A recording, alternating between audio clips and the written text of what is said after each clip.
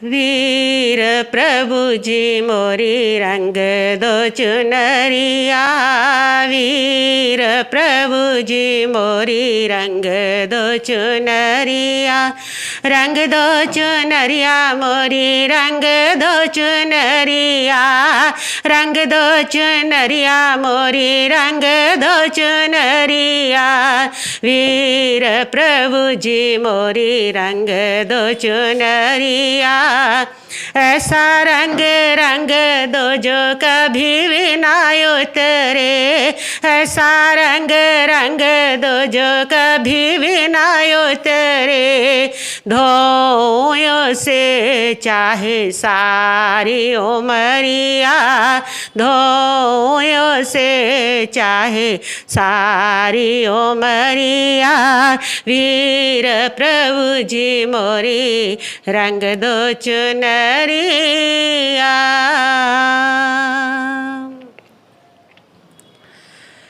श्रमण भगवान महावीर स्वामी ने 18 प्रकार के पाप कहे हैं। ये पाप शत्रु के समान है जो हमें पग पग पर दुख देते हैं। दुख से बचना है तो पापों को त्यागना होगा। 18 प्रकार के पापों में आज जिस पाप की हम बात कर रहे हैं वह है 11वां पाप, जिसका नाम है द्वेष। सारा संसार द्वेष की आग में जल रहा है।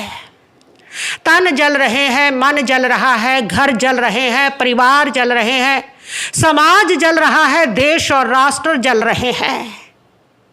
और इंसान इसीलिए दुखी है, परेशान है। हर व्यक्ति अपने दिल में हजार हजार जख्म लेकर के फिर रहा है। ये द्वेष की आग चहुओर लगी हुई है। इसके कारण पूरे विश्व में अशांति ही अशांति है। हर इंसान के दिल के अंदर आग धधक रही है और हर इंसान पीड़ा पा रहा है। इंसान सर्वश्रेष्ठ प्राणी है। आज इंसान जितना दुखी है, जितना परेशान है, जितना तनाव में है ना, उतना कोई भी नहीं है। कोई भी जीव को इतना तनाव नहीं है। किसी गधे को कोई तनाव नहीं है, किसी कुत्ते को कोई टेंशन नहीं है, किसी पक्षी को भी कोई टेंशन नहीं है। लेकिन इंसान जो सर्वश्रेष्ठ प्राणी है और वह इतने तनाव में है, इतने टेंशन में है। क्यों? क्योंकि उसके भीतर द्वेष की आग जल रही है। कहते हैं कि भगवान ने जब संसार को इस प्रकार अशांत देखा, दुखी देखा, तो वो बड़े चिंतित हो गए कि दुनिया का सर्वश्रेष्ठ प्राणी इंसान इतना दुखी है, इतना चिंतित है। और इतना चिंतित तो जिनको निकृष्ट जीव कहा गया है वो भी नहीं है जितना इंसान दुखी है। ये दुखी नहीं होना चाहिए। इसको सुखी करने का मैं कोई उपाय सोचूं। और भगवान ने तो कोई युक्ति सोची और सोच के उन्होंने सोचा कि विश्व के 3 बड़े जो महाराष्ट्र है, जो देश हैं, उनके प्रतिनिधियों को यहाँ पर बुला के मैं कोई विचार विमर्श करूं, कोई विश्व शांति का हल निकालूं। और भगवान ने रूस, अमेरिका और ब्रिटेन को पत्र भेज दिए। भगवान का पत्र पा करके तीनों देशों के राष्ट्रपति बड़े प्रसन्न हुए और वे भगवान से मिलने के लिए पहुंचे। भगवान के पास जाकर के बैठे। भगवान ने उनसे विचार विमर्श करते हुए कहा कि दुनिया के अंदर इतनी अशांति है कि लोगों के घर तो जल ही रहे हैं, मन तो जल ही रहे हैं, देश तो जल ही रहे हैं, बल्कि सारा राष्ट्र भी जल रहे हैं आपस में। इतनी अशांति है। राष्ट्रों में अशांति है, घरों में अशांति है, दिलों में अशांति है, व्यक्ति के जीवन में अशांति है। इतनी अशांति को देख करके मैं त्रस्त हो गया। सर्वश्रेष्ठ प्राणी और इतना अशांत, उनकी शांति का मैं कोई हल ढूंढना चाहता हूं। उन्होंने अमेरिका से कहा कि तुम बताओ क्या हल किया जाए। अमेरिका ने कहा भगवान से कि प्रभु, सारी अशांति की जड़ ये रूस है, बस नक्शे से इसको मिटा दो, शांति ही शांति हो जाएगी। भगवान सुन करके हैरान रह गए। उनके चेहरे पर जो अशांति मिटाने की चमक थी वो धूमिल पड़ गई। और उन्होंने रूस को कहा कि तुम क्या कहना चाहते हो। रूस ने कहा कि प्रभु, पहली बात तो हम तुम्हें मानते ही नहीं है, और अगर चलो तुम हमारी बात मानने के लिए तैयार हैं तो फिर हम तुम्हारे पूरे रूस में भी मंदिर बना देंगे, पर मेरी एक प्रार्थना सुन लो, सारी शांति की जड़ अगर कोई है तो ये अमेरिका है। बस इस अमेरिका को समाप्त कर दो, सारी शांति ही शांति हो जाएगी। सारी शांति इसने ही फैला करके रखी है। भगवान बड़े हैरान हुए, ये क्या चल रहा है इन लोगों के बीच में। और भगवान ने ब्रिटेन से कहा कि तू ही कोई सलाह दे, क्या किया जाए। ब्रिटेन ने कहा कि प्रभु, मेरी तो अपनी ना कोई इच्छा है ना कोई आकांक्षा है, तुम करुणा सागर हो, तुम परम दयालु हो, बस मेरी तो तुमसे इतनी ही प्रार्थना है कि इन दोनों की इच्छा पूरी कर दो। भगवान ने माथा पीट लिया। भगवान समझ गए कि जहां व्यक्ति श्रेष्ठताओं से गिरता है तभी उसके भीतर द्वेष की आग लगती है। तीनों एक दूसरे को मिटाने के लिए बैठे हैं, तीनों ही नहीं, हर इंसान एक दूसरे को मिटाने के लिए बैठा है। क्यों एक दूसरे को मिटाना चाहता है? क्योंकि द्वेष के कारण वो किसी को बर्दाश्त नहीं करता। हर इंसान एक दूसरे को मिटा रहा है। घर में सारे रिश्ते एक दूसरे को मिटाने पे लगे हुए हैं। भाई भाई को मिटा रहा है, दरानी जेठानी को मिटा रही है, सब एक दूसरे को समाप्त करने पर लगे हुए हैं, क्योंकि ये द्वेष की आग इंसान के भीतर चल रही है। ये द्वेष की आग बुझे तो व्यक्ति को शांति मिले। ये द्वेष की आग किसने लगाई है? ये द्वेष की आग किसी भगवान ने लगाई? नहीं, ये द्वेष की आग ना किसी भगवान ने लगाई है, ना किसी भगवान ने दी है। ये द्वेष की जो आग है इंसान ने खुद ही लगाई है, और खुद ही वो इस आग के अंदर जलता चला जा रहा है। और आजकल जो लोग हैं ना, वो धर्म और भगवान की आड़ में बेईमान लोग बहुत बड़े बड़े पाप करते हैं। एक शराबी से पूछो शराब क्यों पीते हो, तो वो यही कहता है मैं कौन हूं पीने वाला, ये सब भगवान की मर्जी, ऊपर वाले की मर्जी है। एक लुटेरे से पूछो कि तुम क्यों लोगों को लूटते हो, तो वो यही कहता है कि मैं क्यों कौन हूं लूटने वाला, हम तो उसकी कठपुतली हैं, जैसे नचाते हैं वैसे नाच रहे हैं। लेकिन भगवान महावीर स्वामी कहते हैं कि इसमें ऊपर वाले की कोई मर्जी नहीं है, ये सब कुछ तुम्हारी अपनी मर्जी से हो रहा है, और इसके जिम्मेदार सिर्फ और सिर्फ तुम हो। ये द्वेष की आग किसी भगवान ने नहीं लगाई, ये तुमने ही लगाई है, तुम्हारी मर्जी से लगी है, और इसके जिम्मेदार भी तुम हो। तुम आग लगाओगे तो तुम भी इसके अंदर जलोगे ही जलोगे। कोई भगवान ना द्वेष तुम्हें देता है और ना राग तुम्हें देता है, ये सारी आग तुम स्वयं जलाते हो। कहते हैं कि एक व्यक्ति मर करके नरक में चला गया। जब वो नरक में पहुंचा तो उसने देखा कि वहां पर तो कोई आग नहीं जल रही, कोई भट्ठी नहीं है, और उसने वहां लोगों से कहा कि अरे नीचे सब लोगों ने इतना डरा रखा है कि नरक में आग है, भट्ठी है, कड़ाहे उबाले जाते हैं, उसमें उबाला जाता है, मैं देख रहा हूं यहाँ पर तो कोई कड़ाहा नहीं है, कोई आग नहीं है, कुछ भी नहीं जल रहा, कैसे नीचे धांधली कर रखी है। ऊपर वाले लोगों ने कहा कि यहाँ पर कोई आग नहीं लगती, लेकिन हाँ, यहां आने वाला हर व्यक्ति अपनी आग खुद लेकर के आता है, उसी आग में वो जलता है।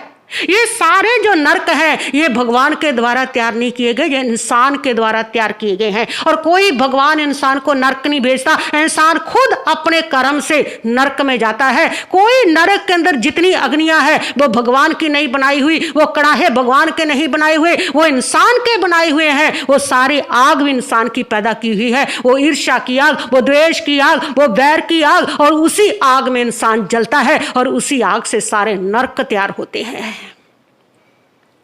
और आग जलानी तो इंसान को आती है, लेकिन इंसान को आग बुझानी नहीं आती। जला रखी है सारे विश्व ने, लेकिन बुझाना कैसा है उसको पता ही नहीं है। आग से आग कभी नहीं बुझती। आग का उपचार आग नहीं हुआ करती, आग का उपचार पानी हुआ करता है। आग का उपचार पेट्रोल भी नहीं है।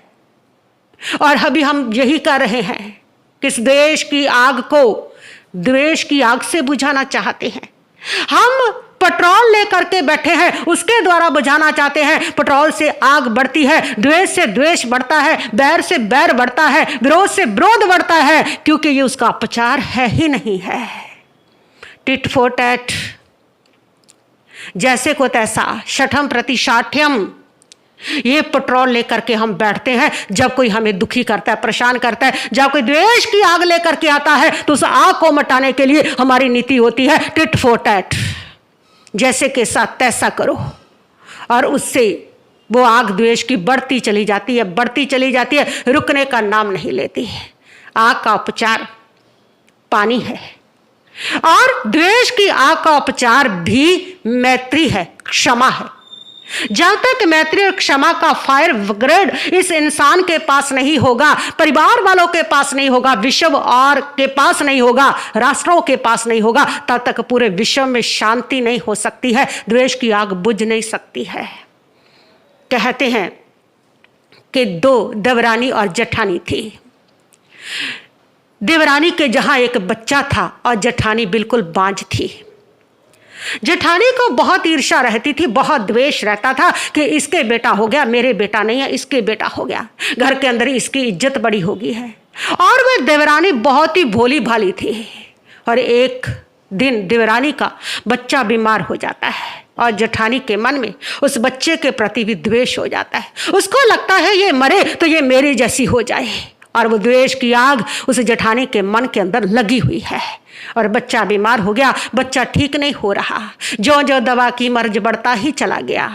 और एक दिन देवरानी ने जेठानी से आकर के कहा कि दीदी बेटा ठीक नहीं हो रहा, इसके सिर के ऊपर फिंसियां और फोड़े निकल रहे हैं और समझ नहीं आ रहा कि वो ठीक कैसे हो। उसकी जेठानी ने कहा कि हाँ हाँ मेरे पास इसका उपचार है, मैं ठीक कर देती हूँ, तू चिंता मत कर। कैसे, उसने पूछा। उसने कहा कि ऐसे कर, एक बहुत तेल में तल के गरम गरम पूड़ा जो है उसके सिर के ऊपर बांध दे, ठीक हो जाएगा। वो सीधी थी, वो भोली थी, उसने समझा ये भी कोई उपचार हो सकता है। उसने गरम गरम पूड़ा तेल में तल करके तुरंत बच्चे के सिर पर बांध दिया और बच्चा तड़फ तड़फ के मर गया। उस जेठानी के मन में लगी हुई द्वेष की आग ने उस बच्चे को झुलसा दिया, उस बच्चे को समाप्त कर दिया। और ये द्वेष की आग ले करके वो जेठानी मर जाती है। 99 लाख जन्म तक वो इस आग में जलती है। 99 लाख जन्म तक वो नरक की आग में जली, वो अनेक पशु पक्षियों की योनि में गई, वहां पर दुखों की आग में जली, इंसान भी बनी तो अनेक दुख भोगे, वो द्वेष की आग में जलती रही जलती रही। और 99 लाख जन्म जलने के बाद वो गस्सु कुमार बनी है, राजकुमार है, दीक्षा लेता है। वो राजकुमार दीक्षा लेकर के उसी दिन शमशान में जाता है और ध्यान लगा करके खड़ा है। और उस बच्चे की वो आत्मा सोमिल ब्राह्मण बनी है, उसी का ससुर आकर के बनी है। और जैसे सोमल ब्राह्मण उधर से आता है और उसको देखता है, अरे ये क्या, ये दीक्षा लेकर के खड़ा हो गया, साधु बन गया, और मेरी बेटी की सगाई इसके साथ हुई है, उस बेचारी का क्या बनेगा। बस वो पूरे जन्मों का द्वेष की जो आग है वो भड़क जाती है उसके अंदर। द्वेष की आग पहुंची उस बच्चे तक और वो आत्मा को द्वेष की आग लग गई, और द्वेष की आग जो है वो उसके पास पहुंचती है। द्वेष की आग में व्यक्ति स्वयं भी जलता है और दूसरों को भी जलाता है। द्वेष एक ऐसा गड्ढा है जो व्यक्ति दूसरे के लिए खोता है लेकिन स्वयं भी उसमें गिरता है। द्वेष एक ऐसी कालिमा है जो व्यक्ति दूसरे के मुंह पर मलने के लिए हाथों पे लगाता है लेकिन पहले अपने हाथ उसके काले हो जाते हैं। वो द्वेष में की आग लेकर के चला है, किसको मजा चखाता हूं, कैसे छोड़ते हैं बेटी को। और वो पाल के पास, पानी के पास गया, तालाब के पास गया, तालाब से मिट्टी ली उसने, उसके सिर के ऊपर पाल पगड़ी बना दी। शमशान जल रहा था, वहां से अंगारे लिए उसके सिर के ऊपर डाल दिए और सिर धू धू करके जलने लगा। गस्सु कमाल ने देखा द्वेष की आग उसके पास पहुंची है। ये आग मेरी दी हुई आग है, ये आग कहीं से नहीं आई, दिख रहा है उसको। 99 लाख जन्म पहले ये आग मेरे अंदर लगी थी और वो आग के अंदर मैं 99 लाख जन्म तक जला, और आज वह आग उस आत्मा तक पहुंची है और वो आग लेकर के मेरे पास फिर आया है। और अगर अभी भी मैं इस द्वेष की आग को द्वेष से बुझाऊंगा तो आग और भड़केगी और फिर से मेरी यात्रा शुरू हो जाएगी, वही 99 लाख जन्म भव के आग में जलने वाली। इसका उपचार द्वेष नहीं है, इसका उपचार मैत्री है, इसका उपचार प्रेम है। और उस समय गस्सु कमाल मैत्री और क्षमा का फायर ब्रिगेड छोड़ता है और वह कहता है, खामे में सबे जीवा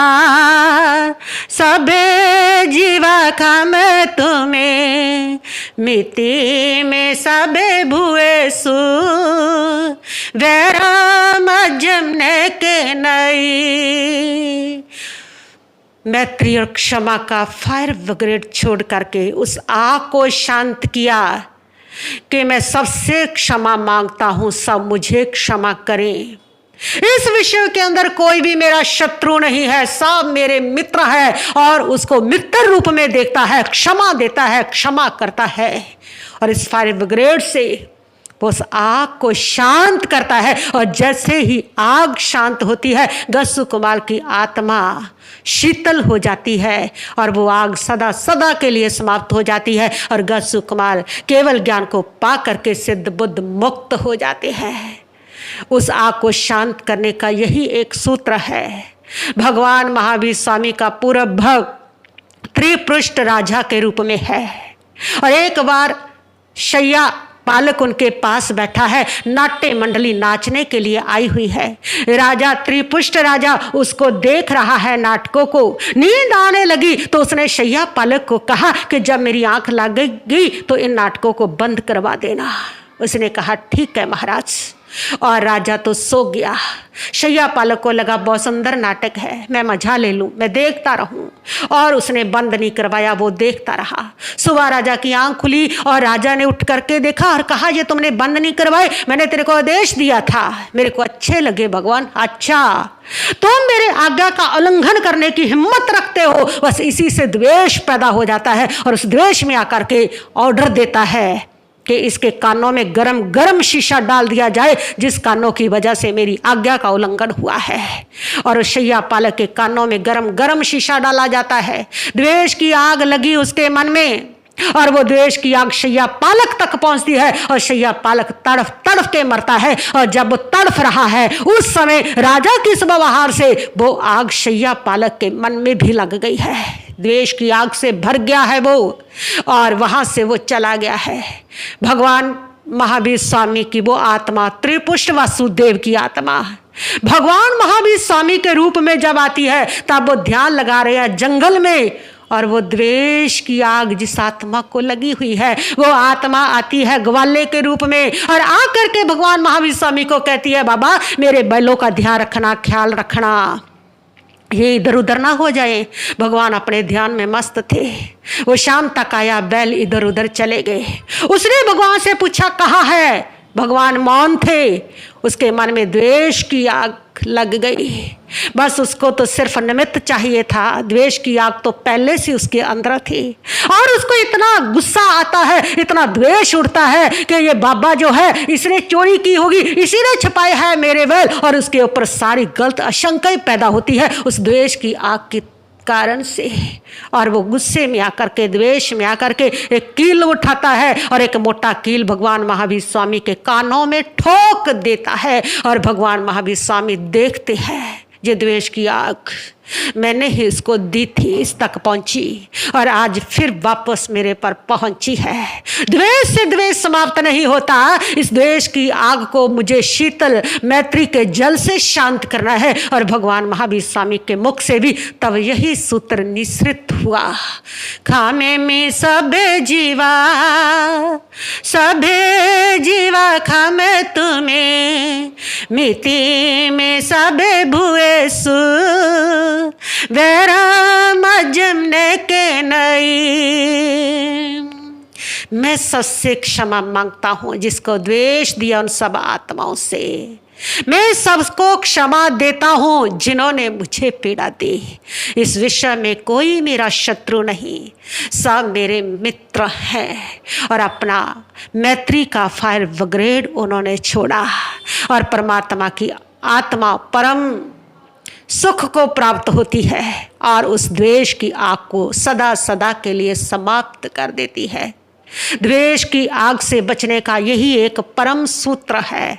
जब जब तुम्हें किसी पर द्वेष आए, जब जब तुम्हारा हृदय द्वेष से जले और जब जब किसी के व्यवहार पर तुम्हें नफरत पैदा हो, द्वेष पैदा हो, उस समय यही सूत्र बोलना, मैं सबको क्षमा देता हूँ, सब मुझे क्षमा दें। मेरा किसी से कोई विरोध नहीं है, मैं सबसे मैत्री करता हूँ। बस यही एक फायर ब्रिगेड है। मैत्री का फायर ब्रिगेड के द्वारा पूरे विश्व में शांति हो सकती है। और अगर मैत्री का फायर ब्रिगेड नहीं चलाएंगे तो बाकी कोई भी इस द्वेष की आग को शांत नहीं कर सकता, और तब इंसान के भाग्य में अशांति में जल करके मरना ही लिखा है। और ये द्वेष की आग बहुत खतरनाक है, ये किसी भी तरीके से बुझती नहीं है। बस एक ही फायर ब्रिगेड है और वो है मैत्री का फायर ब्रिगेड। और इसलिए इस द्वेष की आग को मैत्री की फायर ब्रिगेड से शांत कर लो। अगर कोई तुम्हें दुख देता है, अगर कोई तुम्हें तकलीफ देता है, तुम उसको क्षमा कर दो। किसी के साथ ऐसा व्यवहार मत करो, किसी को दुख मत दो, किसी को तकलीफ मत दो। ऐसा व्यवहार ना करो कि उसके मन में तुम्हारे लिए द्वेष पैदा हो जाए। उसके मन में लगी हुई वो द्वेष की आग जो तुम्हारे व्यवहार से लगी है, वो द्वेष की आग तुम्हारे तक पहुंचेगी, तुम्हें ही जलाएगी। क्यों? क्योंकि तुमने ही उसको लगाया है। अग्नि शर्मा गुणसेन का वर्णन आता है। अग्नि शर्मा राजपुरोहित है और गुणसेन राजकुमार है। अग्नि शर्मा जन्म से ही बहुत ज्यादा करूप है और गुणसेन उसकी क्रूरता के कारण उसका उपहास उड़ाता है, उसका मजाक उड़ाता है। कभी उसके गले में फूलों की माला डालता है, कभी गधे पर बैठाता है, कभी पूरे नगर में उसको घुमाता है। और वो उसके इस व्यवहार से बहुत दुखी हो जाता है और पूरे नगर को छोड़ करके वो राजपुरोहित का बेटा अग्नि शर्मा जंगल में चला जाता है। लेकिन उसके मन के अंदर राजकुमार के प्रति एक द्वेष की आग पैदा हो गई है कि इसकी वजह से मुझे नगर छोड़ना पड़ा, इसकी वजह से मुझे जंगल में रहना पड़ा। और वो द्वेष की आग उस गुणसेन को हर जन्म में आकर के जलाती है। हर जन्म में वो आकर के उसको मारता है, हर रिश्ते में उसके साथ आता है। कभी भाई बन के आता है, कभी माँ बन के आता है, कभी बेटा बन के आता है, कभी पति बन के आता है, कभी पत्नी बन करके आता है, कभी बाप बन करके आता है। और हर जन्म में वो उसको आकर के मारता है। वो द्वेष की आग ना माँ की ममता से बुझी, वो द्वेष की आग ना पिता का वात्सल्य बुझा सकी, वो द्वेष की आग ना पत्नी का समर्पण बुझा सकी, वो द्वेष की आग को ना ही पति का प्रेम समाप्त कर सका। बहुत खतरनाक है ये द्वेष की आग। इस आग में जलोगे तो ये द्वेष की आग तुम्हें जलाती ही चली जाएगी। इसलिए द्वेष को जीते, लेकिन द्वेष को अकेले आप जीत नहीं सकते हो, क्योंकि द्वेष का एक और सहचर है, द्वेष का एक और साथी है, द्वेष का एक और भाई है, और वो है राग। आप भाषा में यूज करते हो ना इन दोनों शब्दों को कि क्यों इतना द्वेष राग करता है, क्यों इतना राग द्वेष खेलता है, मत कर इतना राग द्वेष, कहते हो ना। ये दोनों शब्द साथी हैं, अनादिकाल से साथ रहे। यहां राग है वहां द्वेष भी होगा। बिना राग को समाप्त किए कभी द्वेष समाप्त नहीं होगा। राग समाप्त करना होगा तभी द्वेष समाप्त होगा। ये दोनों साथ रहते हैं। यहां राग है वहीं पर द्वेष बसा हुआ है। दोनों एक ही सिक्के के दो पहलू हैं। यहां एक सिक्का होगा वहां दूसरा पहलू भी है, यहां दूसरा होगा वहां पहले वाला पहलू भी होएगा। यहां मोह है वहां द्वेष रहेगा ही रहेगा। मोह क्यों होता है?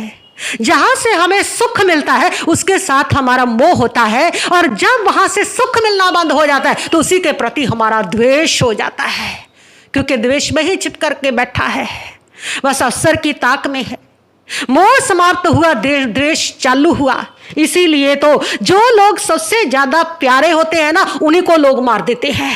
जो प्रेमिका को बहुत प्यार करता था उसी को मार दिया, जिस पत्नी से बहुत लगाव था उसी को मार दिया, जो बेटा जान से प्यारा था उसी को मार दिया, जो भाई के साथ बचपन से खेला जिसे प्यार था उसी को मार दिया, उसी को मारते हैं। क्योंकि जहां राग है वहीं पर द्वेष हुआ करता है। राग और द्वेष दोनों साथ ही तो रहते हैं। इसलिए तुम देख लेना कि राग भी अपनों से और द्वेष भी हमें अपनों से ही होता है। तभी तो हमें अपनों से कभी वफा नहीं मिलती है, तभी तो अपनों से हमें कभी अपनापन नहीं मिलता है, तभी तो अपनों से हमें शांति नहीं मिलती है। तभी तो आप कहते हो ना कि हमें तो अपनों ने मारा, गैरों में कहाँ दम था। हमें तो अपनों ने मारा, गैरों में कहाँ दम था। कश्ती वहां डूबी जहां पानी कम था। बिल्कुल अपने ही मारते हैं, गैर कुछ नहीं कहते। क्यों? क्योंकि राग अपनों से है, इसलिए द्वेष भी अपनों से है। द्वेष अपने को आता है तो अपने ही मारते हैं। हर बार अगर किसी को मारा है तो सबने अपनों को ही मारा है, अपने ही टांगे खींचते हैं, दूसरे को किसी को कुछ नहीं लेना। अगर 10 करोड़ की लॉटरी किसी को निकली है तो आपको कोई फर्क नहीं पड़ेगा, लेकिन अपने को किसी को 10 करोड़ की लॉटरी निकल आई है तब तुम्हारे मन में क्या होगा? तब उसके प्रति ईर्ष्या पैदा होगी, द्वेष पैदा होगा। क्यों? क्योंकि जहां राग है वही द्वेष है, जहां अपनापन है वही द्वेष है, जहां मोह है वही द्वेष है। तो ये दोनों साथ साथ रहते हैं, इसलिए मोह को जब जीतेंगे तभी द्वेष जीता जाएगा। अकेले द्वेष को जीतने की कोशिश करोगे सफल हो जाओगे, फेल हो जाओगे, जीत नहीं पाओगे। तो मोह को भी साथ में जीतना है, राग को भी जीतना है। राग जीतोगे तो द्वेष भी जीता जाएगा, और राग को बना करके रखोगे, मोह को बना करके रखोगे और द्वेष को जीतने के लिए चलोगे तो हर बार असफल हो जाओगे। द्वेष कभी जीता नहीं जा सकता। जहां राग होगा वहां पर द्वेष भी रहेगा। तो ये 11वां पाप भगवान महावीर स्वामी ने राग के बाद ही दिया। 10वां पाप राग। पहले राग छोड़ो फिर द्वेष भी छूट जाएगा, क्योंकि राग और द्वेष साथ साथ रहते हैं। तो ये द्वेष जिसकी आग में जलते हैं जन्म जन्मांतर तक ये हमारे साथ चलते हैं। ये राग द्वेष हम सारी जिंदगी करते रहते हैं एक दूसरे के साथ, और ये राग द्वेष करने से राग द्वेष के संस्कार इतने मजबूत हो जाते हैं हमारे भीतर कि हमारे जो जन्म है इसी पर आधारित हो जाते हैं। आने वाले जन्मों का फैसला हमारे यही राग द्वेष करते हैं। जिनके साथ आपको बहुत राग है वो भी आपके किसी रिश्ते में आएगा, बेटा बन करके आएगा, और जिनके साथ बहुत द्वेष है ना वो भी तुम्हारे रिश्ते में आएगा, कोई बेटा बन करके आएगा। जिसके साथ बहुत द्वेष है उससे भी रिश्ता जुड़ेगा ही जुड़ेगा, और वो जब बेटा बनेगा, पत्नी बनेगा, कोई भी रिश्ते में आएगा तुम्हारे नाक में दम करके रखेगा। और जिसके साथ राग है वो जब तुम्हारे रिश्ते में आएगा तो तुम्हें सुख देगा, सुकून देगा।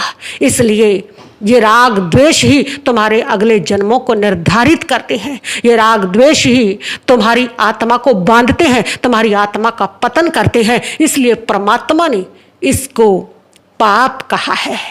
ये जन्म जन्मांतर तक तुम्हें दुख देगा। ये द्वेष हर जन्म में बेटे के रूप में, बेटी के रूप में, पत्नी के रूप में, पति के रूप में हर रिश्ते में आएगा, और हर रिश्ते में आकर के तुम्हें दुख ही दुख देता चला जाएगा। इसलिए दुख से बचना है तो द्वेष को जीतो, राग को भी जीतो, द्वेष को भी जीतो। इसका त्याग करो, मत किसी से द्वेष करो। जब भी द्वेष का भावना आए महावीर का वही सूत्र दोहराओ, खामे में सबे जीवा, सबे जीवा खामे तुम्हें, मिति में सब बुए सु, वैराम जमने के नहीं। जहाँ राग नहीं, जहाँ द्वेष नहीं, वहाँ सुख ही सुख और आनंद ही आनंद है। और तब यही कहा जाता है, किसे नाल राग नहीं, किसे नाल द्वेष नहीं, किसे नाल राग नहीं, किसे नाल द्वेष नहीं, आत्मा आनंद एनो कोई विकलेश नहीं, आत्मा आनंद एनो कोई विकलेश नहीं। तब इस आत्मा में आनंद ही आनंद होगा, सुख ही सुख का परम सुख होगा। जिस समय राग भी खत्म होगा और द्वेष भी खत्म होगा, और जब तक राग और द्वेष बना रहेगा तब तक ये आत्मा दुखों ही दुखों के अंदर धंसती चली जाएगी, हर जन्म के अंदर दुखों को भोगती चली जाएगी। तो दुखों से छूटने का यही एक रास्ता है, राग और द्वेष इन दोनों पापों का त्याग करें।